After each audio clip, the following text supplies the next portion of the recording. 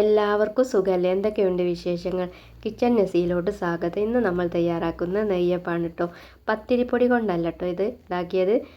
പച്ചരി നന്നായി അരച്ചെടുത്ത് ഒറിജിനൽ നാടൻ നെയ്യപ്പാണ് കേട്ടോ ഇത് ഉണ്ടാക്കിയെടുത്തത്. അപ്പോൾ പുറം ഭാഗം മൊരിഞ്ഞു ഉൾഭാഗം മഞ്ഞ് പോലെ ഇരിക്കുന്ന ഈ നെയ്യപ്പം എങ്ങനെ തയ്യാറാക്കിയെടുക്കാമെന്ന് നോക്കിയാലോ?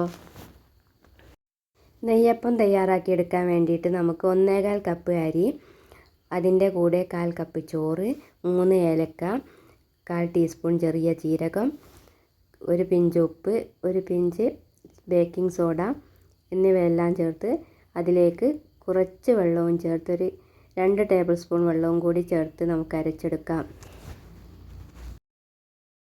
അരച്ചെടുത്ത മാവ് ഒരു ബൗളിലോട്ട് ഒഴിച്ചു കൊടുക്കാം. ഇനി നമുക്ക് അരച്ച് വെച്ച കൂട്ടിലോട്ട് ശർക്കര പാനി ചേർത്ത് കൊടുക്കാം. ശർക്കര ഉരുക്കിയതിന് ശേഷം നമുക്കൊരു അരിപ്പ വെച്ച് അരിച്ചെടുക്കാം. എന്നിട്ട് ഇത് നന്നായിട്ട് ഇളക്കി യോജിപ്പിച്ചെടുക്കാം. അരി അരച്ചുണ്ടാക്കുന്ന നെയ്യപ്പത്തിന് ഒരു പ്രത്യേക ടേസ്റ്റാണ് കേട്ടോ. പത്തിരിപ്പൊടി കൊണ്ടുണ്ടാക്കുന്നതിനേക്കാൾ നല്ലൊരു ടേസ്റ്റാണ് അരി അരച്ചുണ്ടാക്കുന്ന നെയ്യപ്പത്തിന്. എന്നിട്ട് നമുക്ക് ഒരു 4 മണിക്കൂർ റെസ്റ്റ് ചെയ്യാൻ വെക്കട്ടോ. 4 മണിക്കൂർ കഴിഞ്ഞതിന് ശേഷമാണ് കേട്ടോ ഞാൻ തുറന്നു നോക്കിയത്. അപ്പോൾ ഏസം ലൂസായിട്ടുണ്ടായിരുന്നു. അപ്പോൾ ഞാൻ അതിലേക്ക് കുറച്ച് പുട്ടുപൊടി ചേർത്ത് കൊടുത്തിട്ടോ. ഒരു 1/4 കപ്പോളം പുട്ടുപൊടി ചേർത്ത് കൊടുത്ത് അപ്പോൾ പിന്നെ ഒന്നുകൂടി ഇളക്കി യോജിപ്പിച്ചെടുത്ത് ഒരു അരമണിക്കൂർ കൂടി അവിടെ വെച്ച് കൊടുത്തിട്ടോ. അരമണിക്കൂർ കഴിഞ്ഞതിന് ശേഷം എണ്ണ ചൂടായതിലിട്ട് ഹൈ ഫ്ലെയിമിലിട്ട് നമുക്ക് എണ്ണ ചൂടാക്കിയെടുക്കാം. എന്നിട്ട് മീഡിയം ഫ്ലെയിമിലോട്ട് മാറ്റിയിട്ട് നമുക്ക് നെയ്യപ്പം ചുട്ടെടുക്കാം കേട്ടോ. ചെറിയ നെയ്യപ്പാക്കിയാണ് ഞാൻ ചുട്ടെടുത്തത്.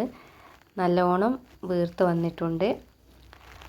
നല്ല പെർഫെക്റ്റ് ആയിട്ട് കിട്ടിയിട്ടുണ്ട് കേട്ടോ നമുക്ക് നെയ്യപ്പം. അപ്പോൾ നല്ല ടേസ്റ്റി ആയിട്ടുണ്ട് കഴിക്കാൻ. പണ്ടുള്ള അമ്മച്ചിമാരൊക്കെ എങ്ങോട്ടെങ്കിലും വിരുന്ന് പോകുമ്പോൾ നെയ്യപ്പം ഉണ്ടാക്കി കൊണ്ടുപോകൽ. അന്ന് ഇതിന് ഭയങ്കര ഡിമാൻഡായി. ഇപ്പോൾ ഡിമാൻഡൊക്കെ ആണ്, എന്നാലും അന്ന് ഭയങ്കര ഡിമാൻഡായി. അപ്പം വീഡിയോ നിങ്ങൾക്ക് ഇഷ്ടപ്പെടുകയാണെങ്കിൽ ഒന്ന് ലൈക്ക് ചെയ്യാനും സബ്സ്ക്രൈബ് ചെയ്യാനും തൊട്ടടുത്തുള്ള ബെല്ലൈക്കൺ ഒന്ന് പ്രസ് ചെയ്യാനും മറക്കരുത് കേട്ടോ. ഇങ്ങനെ നമ്മളെ നെയ്യപ്പമൊക്കെ എല്ലാം ചുട്ടെടുത്തിട്ടുണ്ട് കേട്ടോ.